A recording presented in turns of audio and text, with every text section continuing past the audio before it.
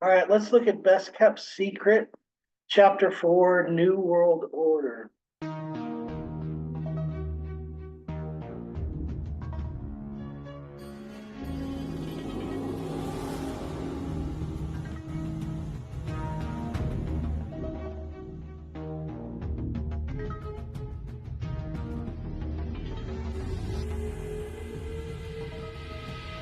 We have before us the opportunity to forge for ourselves and for future generations a new world order, a world where the rule of law, not the law of the jungle, governs the conduct of nations.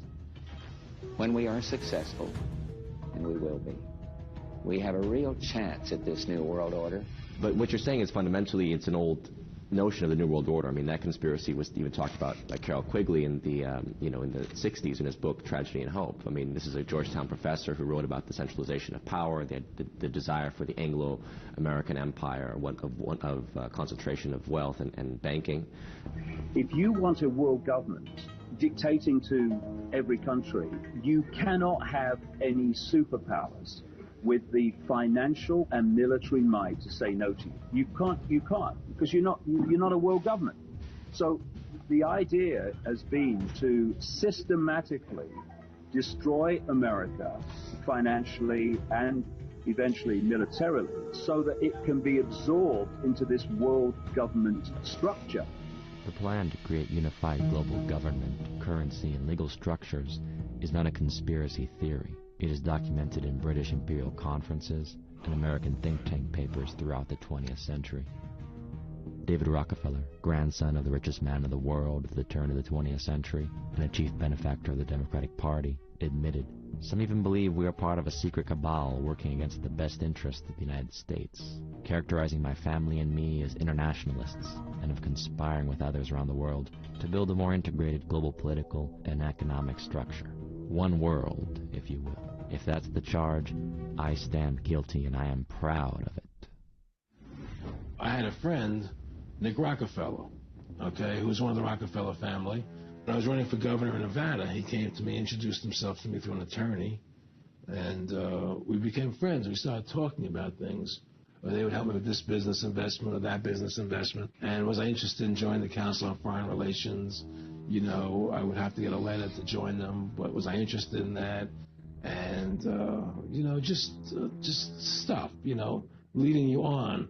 And I used to say to him that I never really did that because that wasn't where I was coming from. You know, as much as I like you, Nick, you know, your ways and my ways were on the opposite side of the fence. You know, it was just a lack of caring, you know, and that's just not who I was. It was just sort of like cold, you know, it was just like cold. I used to say to him, what's the point of all this? You have all the money in the world you need. You have all the power you need. What's the point? You know, what's the end goal? And he said the end goal is to get everybody chipped, to control the whole society, to have the bankers, the elite people, you know, the bankers and some governor controlling the world. The radio frequency identification chip, which is about the size of a grain of rice, allows users to open doors, swap contact details, and use the photocopier. These things, it appears to me, began out of pure avarice, where bankers decided they had a very good deal. They could collect interest on money that they were creating out of nothing, and that gave them great influence and power over the kings and the princes of the world, who always were needing money to finance their wars and their pleasures.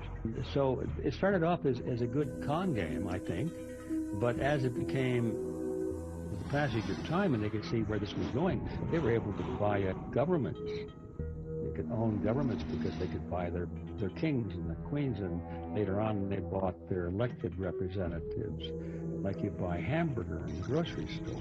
Just how much money does it take? Oh, $5 million for this guy, $9 million. Okay, do it. Get him on board.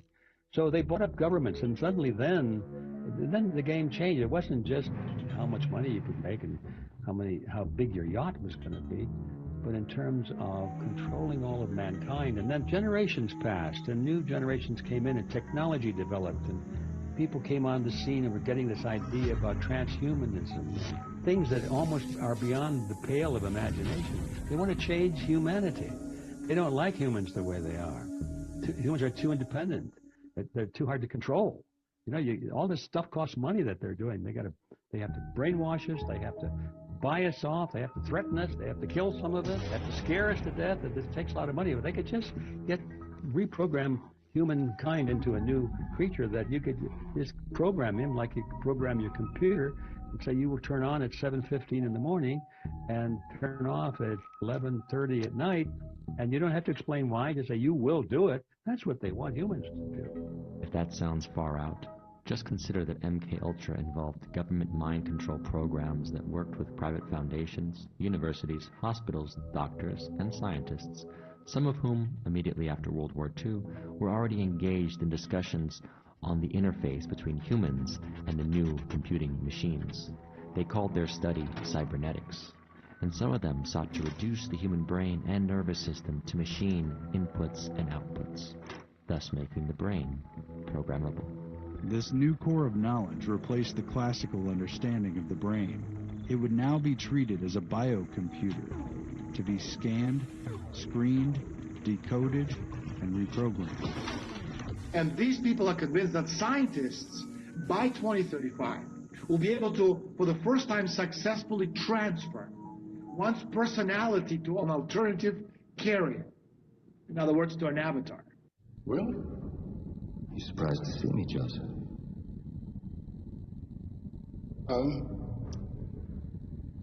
Can you prove you're self-aware? That's a difficult question, Dr. Tiger. Can you prove that you are? He certainly hasn't lost his sense of humor. So the epoch of cybernetic immortality begins. The generation of our children is the last fully human generation of people, human beings on the planet Earth.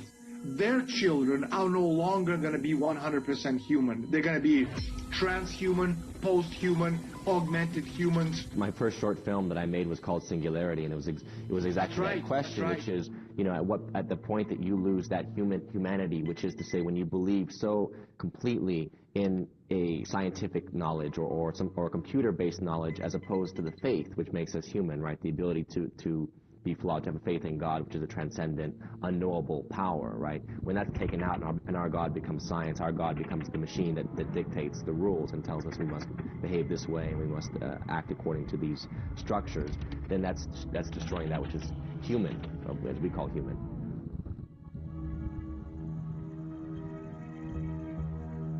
And what I saw in 2003 is that there was a mega conference in Hawaii, a meeting of all the top digerati, the technology people, the technocrati. And it was sponsored by, of course, the U.S. government, who was promoting the idea that in the coming decades, from 2003 forward, right into our present time, we are going to see a convergence of technologies, of our genetic technology, of our nanotechnology, our neuroscience, and our computer technology. They will all become one technology that converges in human skin. And when I first started on this path, I'm thinking, man, this is really pretty dark stuff. They're talking about imprisoning us in this new orange prison jumpsuit, this new layer of skin that's going to eliminate free will. Yeah, it'll give us super intelligence, superpowers, and all this kind of thing, but the idea of the individual will cease to exist because we're all going to be part of some AI superbrain. It's at the end. What the fourth industrial revolution will lead to is a fusion of our physical, our digital, and our biological identities. Klaus Schwab is the founder of the World Economic Forum, where the super rich hobnob with politicians in Davos, Switzerland. It is a family reunion for the people who, in my view, broke the modern world. It is a family reunion of the people who monopolized the future, who designed a world that would only work for them. But he isn't the only oligarch interested in transhumanism. His friend Bill Gates has promoted genetic modification of crops and gene editing in humans. In the 1930s, that was considered eugenics, based on the belief that DNA determines everything from our looks to our intelligence. After the Nazis took that theory to an extreme, eugenics was rebranded as genetic engineering. It's worth noting that Gates's friend Epstein was also interested in genetic engineering, believing he could populate a super race with his sperm. No wonder Epstein sponsored MIT's Media Lab, born of the 1950s cybernetics studies. And what was cybernetics if not based in the desire to steer humans and their social systems using our biology? So we've got to get people liking one another and working together. And what Mind War is suggesting is that a great deal of the factors which influence people to be this way are at the mechanical level, at the subconscious level, and can be controlled through technology, which is what the book is talking about. The danger of this, of course, is that these same technological controls could be used to control people in a negative way, to make them more antagonistic, which would lead you to an atmosphere something like Orwell's 1984.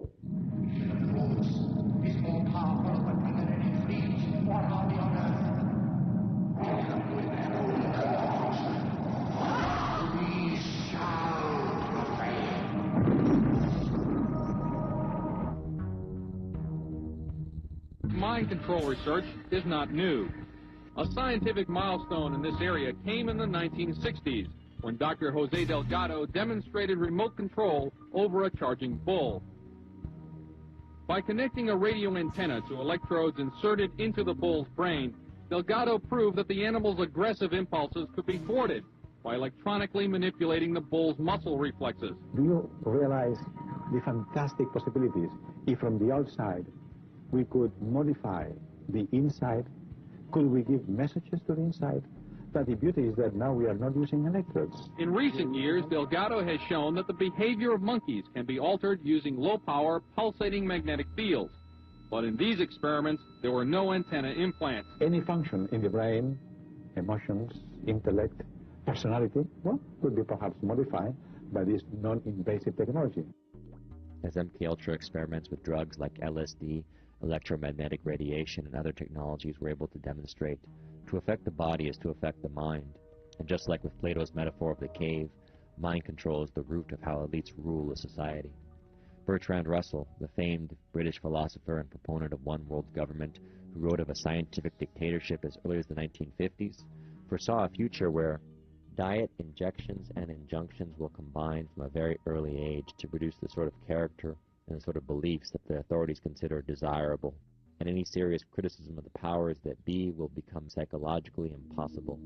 Even if all are miserable, all will believe themselves happy because the government will tell them that they are so. His friend Aldous Huxley echoed this vision. If you want to preserve your power indefinitely, you have to get the consent of the ruled. And this they will do, partly by drugs, as I foresaw in Brave New World, partly by these new techniques of propaganda. They will do it by bypassing the sort of rational side of man and appealing to his subconscious and his deeper emotions and his physiology even. And so making him actually love his slavery. I mean, I think this is the danger, that actually people may be in some ways happy under the new regime, but they will be happy in situations where they oughtn't to be happy. You know, when I do my hypnotic show in Las Vegas, Real Hypnosis Really Funny, I don't bring people on stage and immediately hypnotize them to sing like Madonna or strip like Chippendales dancers. It's a small process. So the first thing I've got to do is inspire them to get on stage. Come, enroll yourself, get up on stage. There's going to be great benefits to it. You're going to feel like you slept for 10 hours. You're going to have more fun than anyone in the room. I get them on stage, and then I start getting small controls. Before I even start what they think is the hypnosis, stand up, trade places, move over here, you sit here, you stand behind these people, because small commitments lead to large commitments. And when I can get somebody used to following little directives and then escalate them further and further and further, they don't realize till they're standing there singing like Madonna, you know, completely naked, how did they get here? Well, it all started when I said, sit down in that exact position. And there is nothing more hypnotizing on a daily basis than the media we consume. Remember the prophet of the internet, Marshall McLuhan, and his paradoxical warning, the medium is the message. Marshall McLuhan went to go speak to Bilderbergs a long time ago, and because he discovered that when we shape our tools shape us. And that's a very key piece of information because of what's happening and how all these technology companies are ruling over us, not just financially, mentally, morally. They're dictating and being the moral police over us. Are you kidding me? Get him off! That was you, fella. You're going online! We're making trouble down here! You are an old man who thinks in terms of nations and peoples. There are no nations. There are no peoples. There are no Russians. There are no Arabs. There are no third worlds. There is no West. There is only one holistic system of systems. One vast and immane, interwoven, interacting, multivariate, multinational dominion of dollars. First become aware of the kind of Illuminati influence and things like that? Like, what opens your eyes to that? You know, just the whole idea of seeing how things are run. You know, if you really listen to the bobbleheads on TV today, especially the ones on the Alphabet Boys, the CNNs, and exactly what people think, and this is extremely dangerous to our democracy. Like bad car salesmen. Exactly. It's like, come on. The Indians, the Native Americans said it, man. These cats speak with forked tongue. And you can see the lie written all over it. Even the whole idea of the political process, politics meaning the science of governing people. If you look at the whole vote, and I'm truly one of these kind of cats. I know and understand now that the Republicans and the Democrats, they're controlled by, you know, the same people. We've seen this since about 2012 at the Super Bowl halftime shows. It's an Illuminati ceremony. And so we have these award shows and the Super Bowl halftime shows using these ceremonies which propel and promote certain ideologies. And so it's a ritual to glorify this satanic doctrine. And so it's being used to subconsciously condition the viewers to love this kind of symbolism. One of the things about, you know, if you go back to ancient ritual and ceremony, the culture, right, a tremendous amount of, you know, brings together a tremendous amount of energy, body of energy, right, that is potentially revolutionary. It's unfortunately been directed towards a lot of what you would call like, you know, idolatry, frankly, right, the worship of the artist himself. You know, Jay-Z goes up there and people say, well, he's throwing up the rock or the pyramid sign, right? And essentially you're taking that mass of energy, that body of energy, and now directing it into something that's potentially unholy or that's not being used for something that is towards the social consciousness evolution. We take these material things and acquisition of wealth and we put it as paramount. And as long as you get the money, everything is fine. No, that's not necessarily true. I mean, you know, we can kind of, what is this, the end justify the means? No, you're not pimping my children. Well, when Kim Kardashian's out there being pimped by her parents and then she ends up marrying Kanye West and everyone's going, I love Kim Kardashian, then you're in a problem. I liked what Sinead O'Connor said to Miley Cyrus. Oh, yes, she pointed out, she basically said the satanic nature of the business. She said the music industry is using you and it's selling your sex to basically make profit from you and then it will discard you. Exactly. You know, and it's like, why are people offended by us? Why do people think that she's attacking Miley for it? It's nothing to do with Miley. She's telling you this is satanic. We are in a culture that uses people and we are okay with that idea. It's okay. We can use Professor Griff as long as he makes us money. As soon as he says something we don't like, we're going to discard him. Yeah. Everyone says, that's great. You made profit. That's amazing. You made money off him. What kind of morality are we teaching our kids? 2 days after Prince announced that he would release his new album, Hit and Run, exclusively to Tidal, the singer revealed the reason he's sidestepping a record label and offering the LP directly through Jay-Z's streaming service. He also voiced his disapproval about how record labels turn artists into indentured servitude, since the artists have little control or insight over how labels take their music and profit off it online. They've created a culture where people like Kesha, who now is seriously regretting signing contracts with Sony, crying in court because she's locked into a 6-year contract with Dr. Luke, who she accuses of sexual assault, might be fabrication to try to get out of her contract in order to try to persuade him to release her. But nonetheless, it wouldn't be a stretch of the imagination to believe her manager was abusing her in some capacity. It wouldn't be far-fetched to think that, and that kind of culture is almost the norm.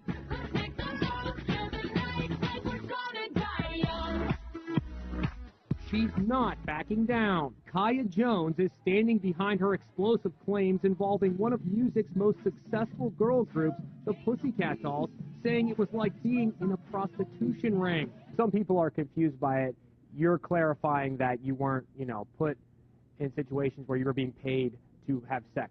No, not paid to have sex, but if you're accepting an opportunity for sleeping with your boss or bosses or being propositioned that it'll go further if you do this, what's the difference between a job opportunity and cash? I don't really see a difference. And this surprised me. I only found this out. You're managed by the company you look after S Club 7 and you used to look after the Spice Girls Simon Fuller. Have they tried to mould you in any way, though, if people ask you to do things to change the way you look or speak or behave? Yeah, one of them tried to mold me into a big triangle shape, and I went, no, I've got my own style. We could take a look at Lady Gaga. So she has appeared to try to clean up her act, no more blood bathing and demonic imagery. Do you record while the bus is moving, or does it have to come to a stop? Yeah, well, sometimes they don't want to, and they're, Gaga, we can't get, the frequency's weird, and, it's sounding a little bit strange, and I'm like, if you don't get this right now, I swear to Lucifer. But she did just a few years ago do a music video and a song with R. Kelly, the infamous pervert. Just has all sorts of horrific allegations surrounding him regarding just despicable acts. He had been indicted, actually, on multiple child porn counts. Then those charges were thrown out due to supposed technicalities regarding the search warrant. So, the audience could make up their mind about what he was or wasn't involved in. But Lady Gaga brought him back into the limelight, did a music video which was directed by Terry Richardson, an infamous pervert that's hounded by allegations of sexual harasser. And so this guy produced this video where Lady Gaga slips into unconsciousness after being drugged and then is literally sexually assaulted by R. Kelly and the dancers in the video Do What You Want. Do What You Want sounds like a riff on Do What Thou Wilt, the famous dictum of the secret society, the Hellfire Club, popularized in the 20th century by the self-proclaimed beast of the apocalypse, Aleister Crowley, lodge brother to W.B. Yeats, ironically. Crowley had a huge influence on musicians in the 20th century, including the Beatles and Jimmy Page, who bought Crowley's mansion next to Loch Ness. Crowley's work inspired Anton LaVey to found the Church of Satan and its offshoot, the Temple of Set, as Michael Aquino assumed Crowley's mantle as the Beast, 666. My question is, from a Setian point of view, if the idea of the ultimate goal being to realize one's own godhood, right, aren't you beyond good and evil at that point, or is there still a moral standard or code? Well, the more that you become responsible for yourself, then the more you assert the responsibility to go beyond dictated conventions of good and evil. We were in Dan Tanner's on that restaurant with all the pictures up. Sammy was like, Satan is as powerful as God. I was like, what the fuck are you talking about? He says, why do you think there's so much anger in the world and killing and murder and Satan? And he saw my reaction to it, and he kind of lightened up on it. Ultimately, if I had to compress the ideology of Satanism down to one basic way of looking at the world, it's that I come first before everything else, and I don't care who else suffers, as long as it's not affecting me. That's Satanism. So I espoused this ideology through writing and music, and eventually some of that work that I had done in music and in writing was recognized by the then high priest of the Church of Satan, Anton LaVey. He appointed me to the rank of priest within his organization, the Church of Satan. I began to become aware that these people were not just isolated groups of individuals that were working with hidden knowledge, which is what occultism is. It's knowledge that is not known by the general population about how the human mind works and how the laws of nature work. They were individuals that were working with this knowledge in a very, very tight-knit way, in a network, in a hierarchical system throughout the world, and they were comprised of an eclectic variety of people from every walk of life. You name the social institution, you name the part of our society, and there were Satanists involved in it at high levels and positions of power and influence. They were using this knowledge that they hold about how the mind works to manipulate people, and they were using the knowledge about the laws of nature to basically understand how whole dynamic societal forces work to bring people under their rulership. It wasn't people working separately just for their own personal benefit. It was a tight-knit unit of people throughout our entire society that was working very closely together in a networked, hierarchical, compartmentalized structure that was working toward a common goal. And that goal was to increase their own collective power, the collective power of this worldwide cult, you could call it, at the expense of everyone else's rights and freedoms to eventually create a worldwide dictatorship and worldwide slavery. You have given us entree to the resources we need in our ongoing quest for multidimensional expansion. And in return, the per capita income of each of you here tonight has grown, and this year alone, by an average 39%.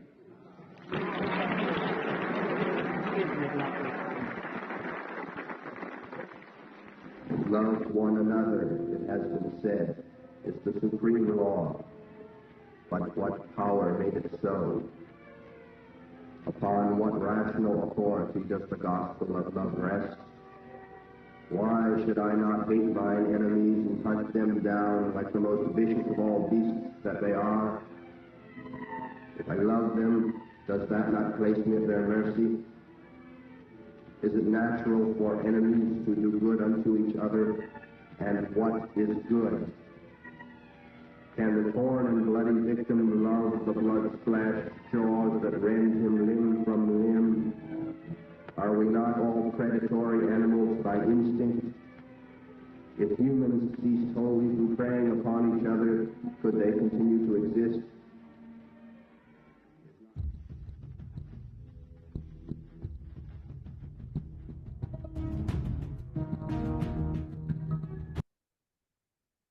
Okay, Kathy O'Brien said that human trafficking was the funding mechanism of the New World Order. So we'll go to the next chapter.